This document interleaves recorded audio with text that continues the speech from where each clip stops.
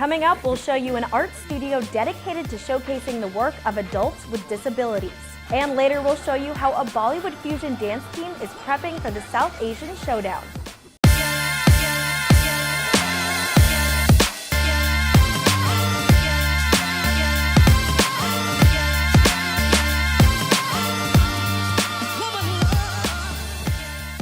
Good morning, Boston. I'm your host, Christina Gesford. We're kicking off the show today with a special art studio in Brookline. Gateway Arts allows people with intellectual disabilities to showcase their artistic talents. Reporter Jill Guerin visited the studio to see how Gateway is helping these creative artists. I just love making art. I can't stop doing it. I can't stop quitting it. Everything what I think of is in my head is just art. And at Gateway, Daryl Richards is allowed to let it all out. Gateway started in 1973 after the deinstitutionalization of state schools. Stephen DeFranzo has been the art director at Gateway for 31 years, and he says Gateway allows people with disabilities to express themselves. I think that self-expression is what everyone craves. And for people with disabilities, it's even more important. And when they come to Gateway, they're totally free. They are free to express what they want to express through their artwork. Gateway has not only allowed Richards to express himself, but to set goals for himself. My future goal is to actually help people with art and being a teacher. So I want people to actually not make the same mistake too as what I did 5 years ago. And because of Ray Edelson, he can do that. Edelson is the director of Gateway Arts. The mission is to give people a productive life where they are integrated into the community and where they pursue what is a legitimate profession. The artwork created by Gateway is on display in their galleries, but in the future, Edelson hopes to expand Gateway's exposure internationally. Reporting for WEBN News, I'm Jill Guerin. In just a few days, dance teams from all over North America will compete at the South Asian Showdown. BU Shankar is hoping to be crowned the Showdown champion and take home that $5,000 prize. Our reporter Joe Jacobs is taking you into their rehearsal. They can expect us to come out guns blazing, we're coming. BU Shankar is headed to the South Asian Showdown, where they will go head-to-head against other fusion, Bollywood, and Hindi film teams. We're an all-girls fusion dance team. We've been at BU for 15 years. We've evolved in style. We started off more as a traditional Bollywood classical team, and we're now more hip-hop oriented. The Boston University team competed at last year's South Asian Showdown, with a piece inspired by Orange is the New Black. This year, their production is Frankenstein. The story is with Victoria Frankenstein, who creates the Frankenstein monster.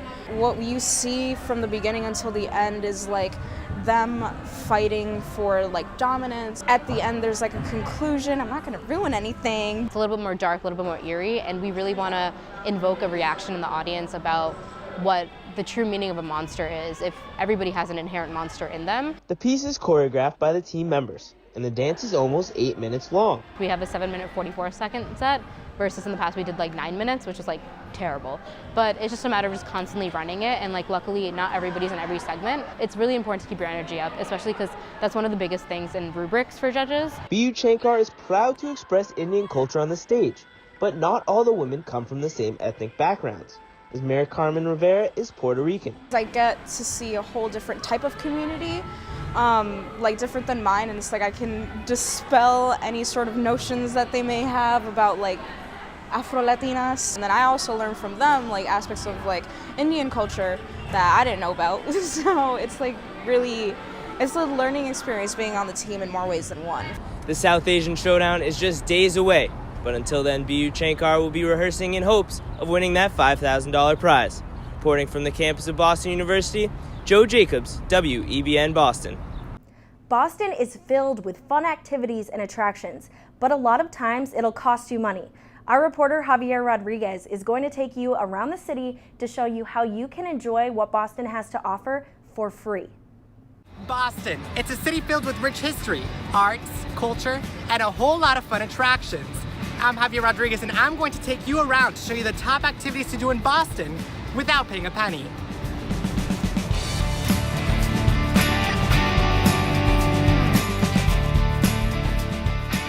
First stop, America's oldest park, the Boston Common. Located in the heart of downtown and founded in 1634, the 50-acre park is the perfect place to visit on a nice day. There's so many things to do. You can take a swing in one of the ball fields, take your kids to the tot lot and watch them play, or go ice skating on the frog pond. But if you're planning on skating, come before winter's over. In the summer, this skating area transforms into a spray pool for children. And just across the common is the Boston Public Garden. It's the first botanical garden in the United States. It was founded in 1837, just 2 centuries after the Boston Common. And just like the Common, there's plenty to do. Take a ride on a swan boat ride during the warmer months, stroll through the brightly colored tulips in the spring, and you've got to come check out the duckling sculptures, which some people say is one of the most famous sculptures in the entire city. And they're just so cute to look at. On to our next stop. If you've ever walked around the city, you may have noticed a brick red-lined route in the pavement. Well, that is the Freedom Trail. The people that are unfamiliar with the city of Boston, all you really have to do is follow the trail. The trail will guide you through 16 historic sites in the city. You'll be able to see churches, museums, and historic burying grounds. A lot of the history and a lot of the ideals and meanings for the entire country started here in this city. So there's the visitor center in the Boston Common, and there are maps and plenty of self-guided tours within the visitor center. It is a totally legitimate way of going at your own pace if you want. If you don't want to walk the trail yourself, you can pay to have a tour guide, but if you're on a budget, the brick red line route makes it easy to explore for yourself. This isn't a stop on the Freedom Trail, but it's definitely a must-see. This is the Museum of Fine Arts. The museum is the 5th largest in the United States and houses more than 450,000 works of art. Well, the MFA always has new things going on, and we have so much to offer. We always have new exhibitions, we have music, we have film, we have events. We have several new exhibitions that just opened. Takashi Murakami, The Lineage of Eccentrics, is a great show, and MC Escher, which is a new show that just opened, and Unexpected Families, a photography show of 80 American photographers. And also the museum permanent collection is just there's always something new happening in the galleries. And if you're looking to come to the museum for free, Wednesday evenings are a great time to come to the museum. Anytime after 4 p.m. the museum is free. We have, again, on those evenings we have lots of special things going on, like music, our Soundbite series on the second Thursday of every month. Small ensembles of classical, world, and folk music. We also have wonderful films, and so all of the information can be found on mfa.org. Kids ages 7 through 17 can also get into the museum for free on weekdays after 3 p.m., weekends, and on Boston Public School holidays. Participants in the university membership program also receive free admission. And if you think that sounds fun, wait till I take you to our next stops. Stick around to see how you can have a great time in the city without paying a penny. Back to you in the studio, Christina. Coming up, you'll meet a local Boston comedian who is running for lieutenant governor, and that's no joke. And later, African drummer Muhammad Khalifa Kamara is bringing the spirit of Africa to Boston, and he'll have you dancing. We'll be right back.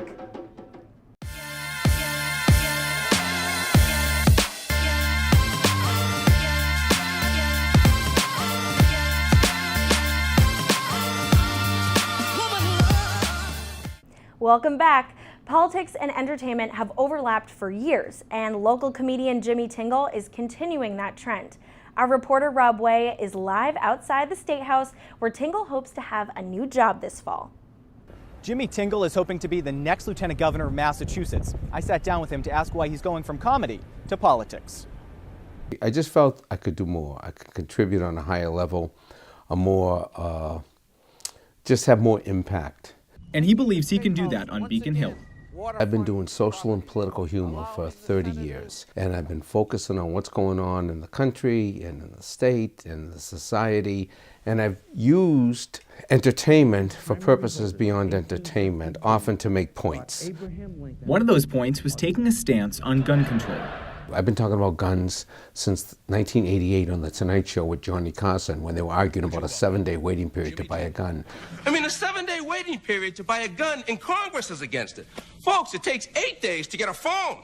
Now, in 1988, it did take 8 days to get a phone. So here we are, 30 years later, and they're still arguing about waiting periods to buy guns. So it's issues like that that are still in the news, and I feel like I want to participate in a serious way in terms of the solutions, and not just with satire.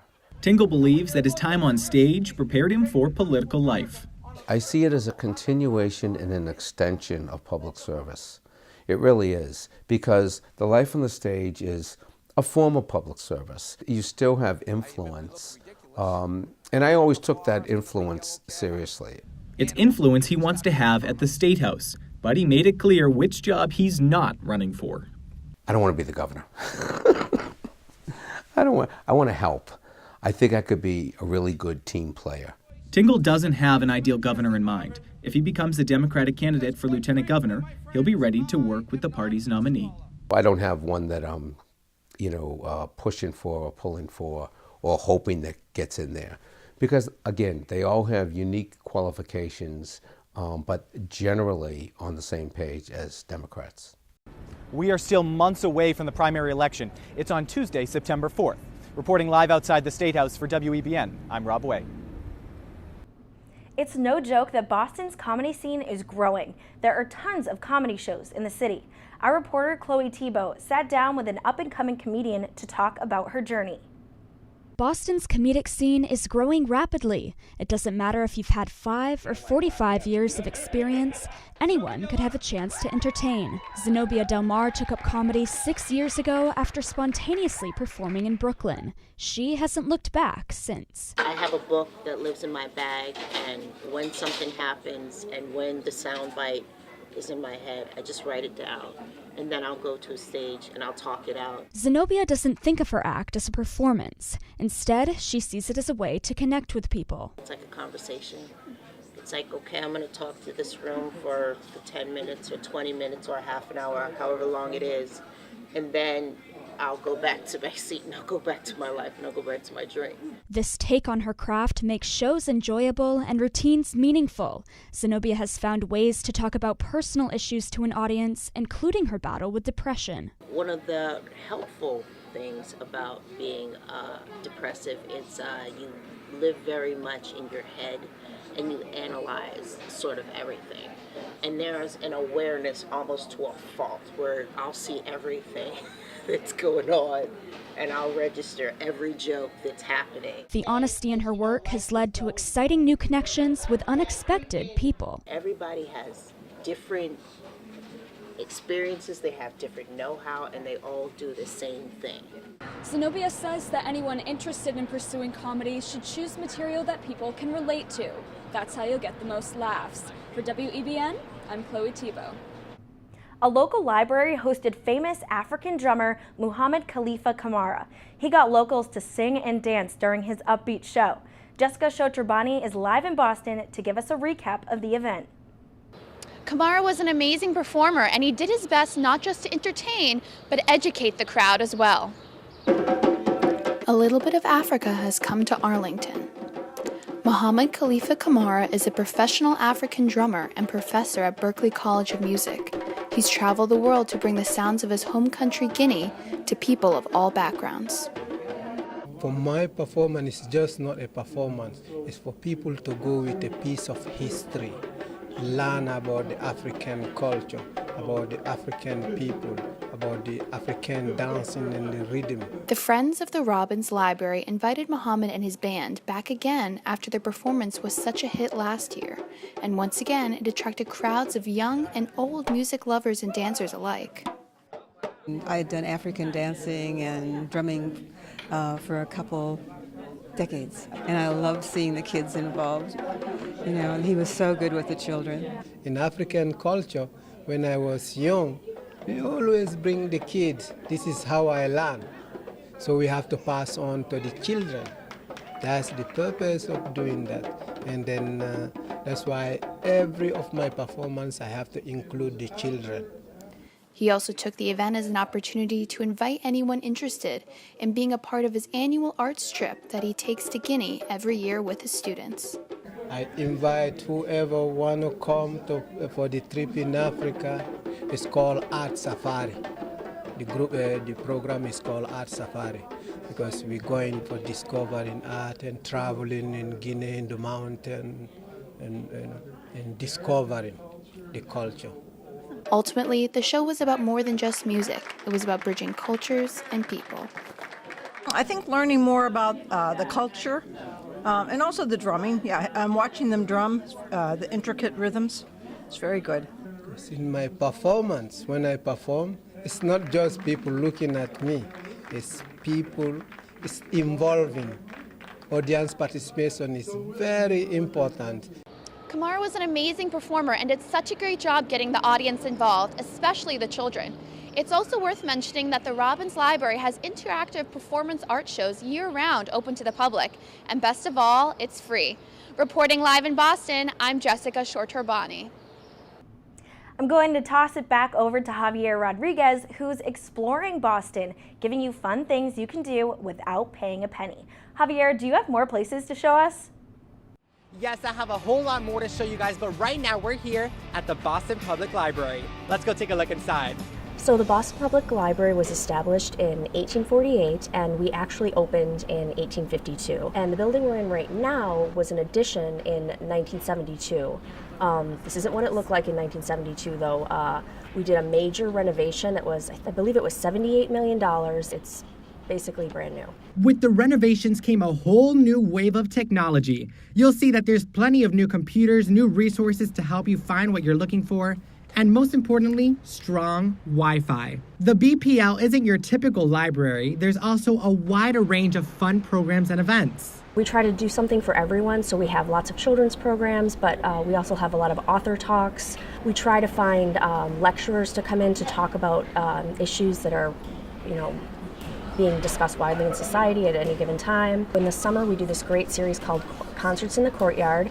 It's in our McKim courtyard, so it's outside, and we have every Friday at noon, we have a different performer, and so it ranges all different kinds of music. The library even offers free tours. Our art and architecture tours. We have one every single day. They're only an hour, and they really focus on our 1895 building, and they're fascinating. There's just some really incredible stories about the way that the building was created. For more information on programs, events, and tours, you can head over to their website at bpl.org. And now I'm gonna head over to our next stop. The Charles River Esplanade Playground is the perfect place to visit if you're feeling adventurous. The play space has neat structures for climbing, spinning, swinging, and even ziplining. And you can't miss this part of the park. This is the central climbing structure. It kind of looks like a spider web, which makes it easy for kids to climb up and enjoy a fun slide down the big blue slide. With great views of the river, this playground makes for a great space for families to enjoy. Now that we've seen the playground, let's head over to the battleground. Bunker Hill, here we come. On June 17, 1775, New England soldiers faced the British Army for the first time. The bloody fight is known as the Battle of Bunker Hill. It was the first major battle of the Revolutionary War. While the British technically won the fight, it proved that colonial forces were strong enough to fight against the British. In 1825, Marquis de Lafayette laid the cornerstone of the Bunker Hill Monument. This 221-foot granite obelisk was then completed in 1842. And now, visitors can visit the museum free of charge and hike up to the tip of the obelisk. But in order to get all the way to the top, you're gonna have to climb 294 steps. But think of it as a great workout. And when you get to the top, the view makes it all worth it.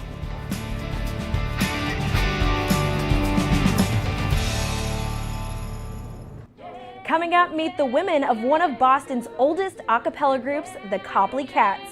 And later, up-and-coming artist Pamela Robles is in studio to give us an exclusive performance from her upcoming EP. Don't go anywhere.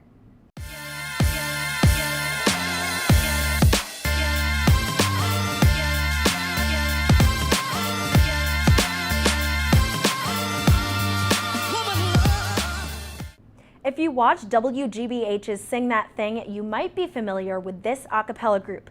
The singers call themselves the Copley Cats. Our reporter, Catherine Lazarowitz, takes us inside their rehearsal.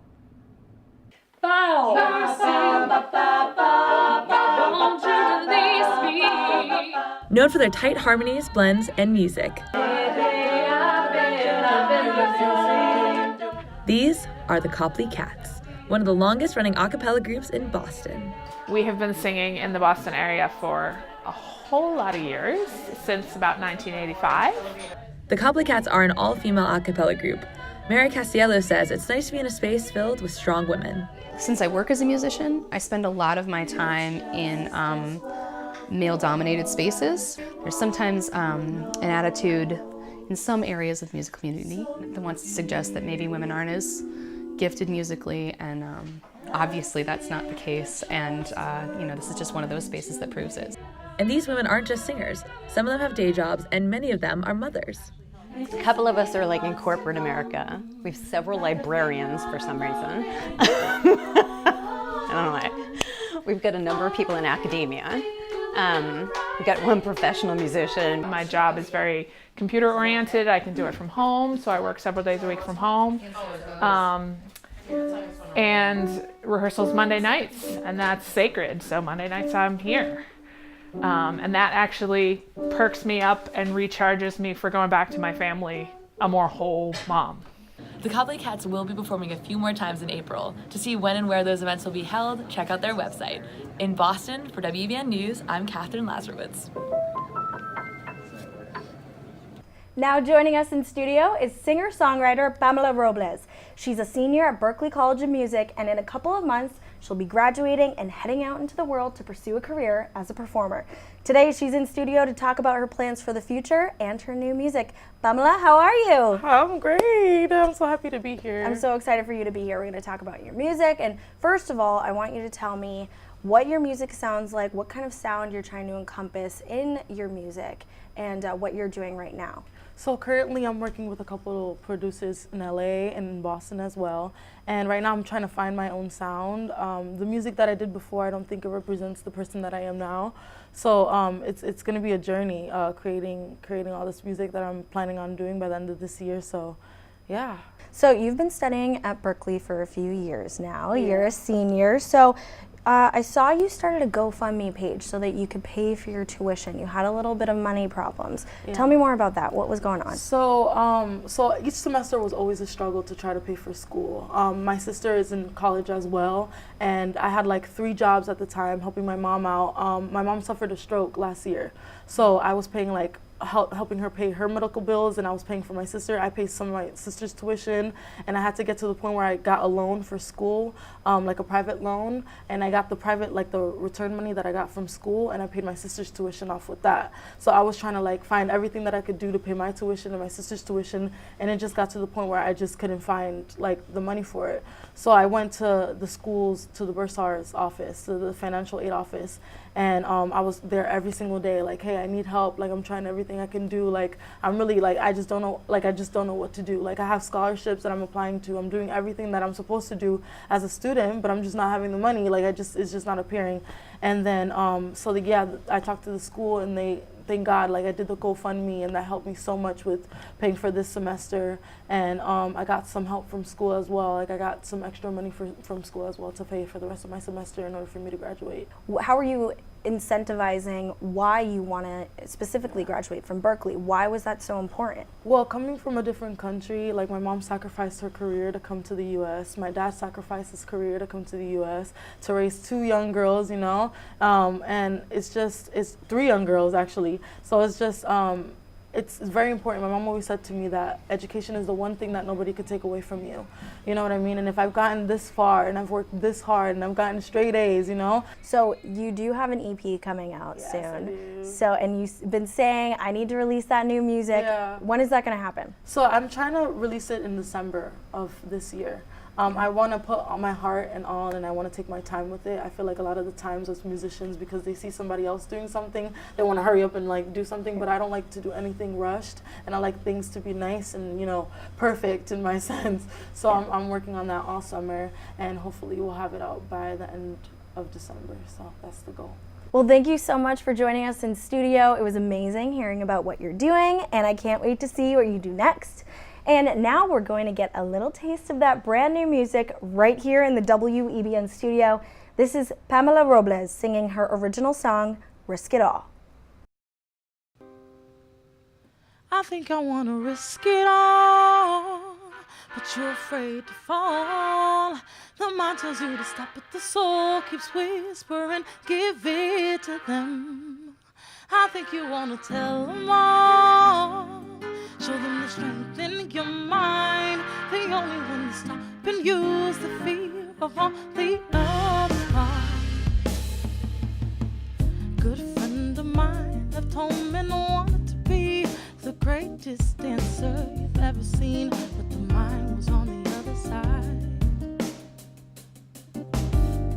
I bet she'd be taking over TV screens. Too bad she stuck to her plan B. Just try it just one time. I think you wanna tell them all, show them the strength in your mind. They only wanna stop and use the fear of all the other thoughts.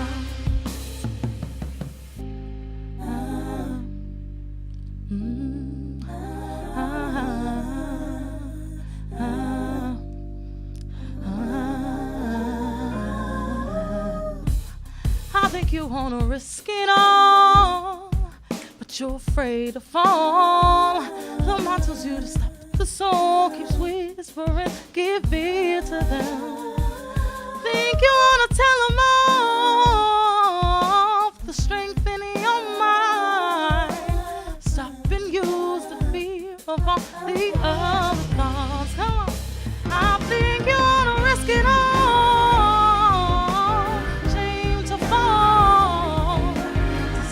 Soul keeps whispering, give it to them. I think you wanna tell them all, show them the strength in your mind. Stop and use the fear of all the other thoughts. Thank you. Thank you so much, Pamela. You can check her out on Instagram at Pam_Zam and on Facebook at Pamela Robles. And make sure you keep your eyes out for her new music. Now I'm going to toss it over to Javier Rodriguez, who's out in Boston, ready to show you the top places you can visit in Boston without paying a penny. You can't miss this next Boston staple. Located on Beacon Hill, this is the Massachusetts State House. Well, the State House is the seat of the government of Massachusetts, so for people looking for to see the government action, it's a good place to go. This building just has a lot of history in it as well. There are a lot of statues, murals that depict the history of Massachusetts throughout the years, and it's just a nice blend of history and actual government working together in one building. On the tours, you'll visit the main rooms in the State House. Go through some of the additional rooms, so a room named Nurses Hall that's dedicated to nurses through the Civil War, a memorial hall which is honored to all the soldiers from Massachusetts, the Great Hall, which is a room where most of the events happen here. It's also the largest room in the State House, and we also bring them into the House of Representatives chamber. The tours are given weekdays year-round from 10 a.m. to 3:30 p.m. And finally, we are at our last location, the Lawn on D. It's currently closed for the wintertime, but this spring, the park will reopen. On the lawn, you can enjoy fun games, delicious food, and of course, you have to take your selfie on the fabulous swings. The popular swings light up with solar-powered LED lights that change colors when swung at certain speeds and heights. The Lawn on D also holds so many events, which you can keep track of on their website. Well, there you have it. Those were just some of the few places in Boston you can have a great time at without paying a penny. That's all I have for you today. For WEBN News, I'm Javier Rodriguez. Thank you all for watching WEBN's Good Morning Boston. I'm Christina Gesford. Have a great day.